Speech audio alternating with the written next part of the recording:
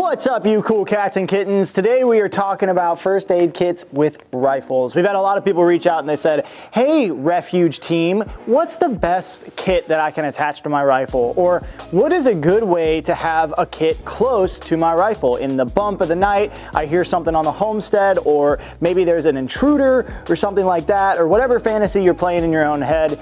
Being prepared and having first aid gear with your self-defense tools is really important.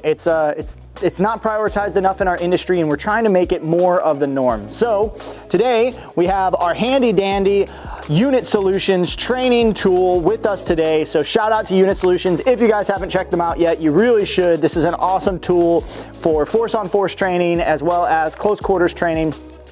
So with that, we're going to attach what I deem to be the best kit for a rifle here. So with that, we have the belt kit. The belt kit was designed in part by Fo, our director of sales, as well as a couple other people here on the team.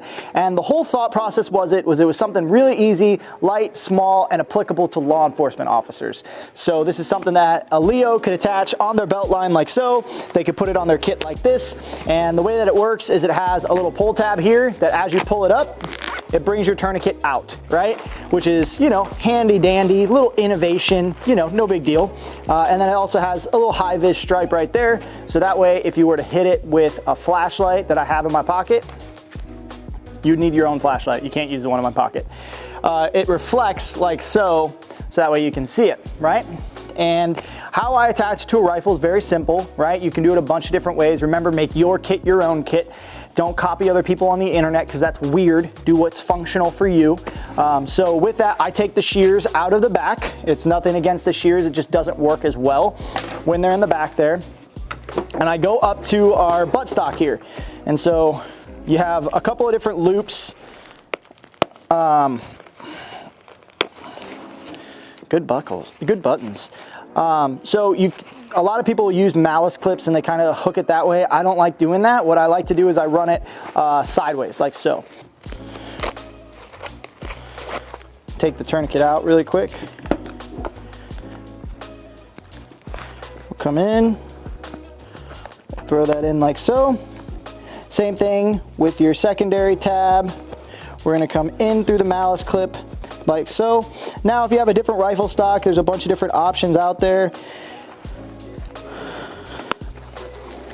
You can go ahead and attach it just like that. And then we can put our tourniquet back in there, and that'll cause some positive pressure on the back end to make it a little bit more snug, right? Just like so. Get that all the way in there. And guys, it's tight, but that's a good thing. We want it tight. We don't want it all loosey-goosey, because then it's gonna be flopping around. And that is not the idea with this kit. We want it something that's positively retained, right? And you could do a couple of Ranger bands in between to create some grip right in the back will help. And then just slide her on up. And you have a handy dandy little tool for your rifle, right? Now, this can sit like so. You can take stuff out of it. You can put more stuff in there if you wanted to. But now you have a good tool to easily deploy a tourniquet from your rifle. You can also easily flip it around to the other side if you were wrong-handed like I was, and still have good cheek well purchase, still have the ability to bring it under your arm, bring it up above if you're having to compress that rifle either lower or higher, right? And do a manipulation, right? You can still work your charging handle all the same and get on that rifle and, you know, go to work, right? This is a great little option. It's affordable, it's easy deploy of a tourniquet. Inside of the belt kit, you'll notice you have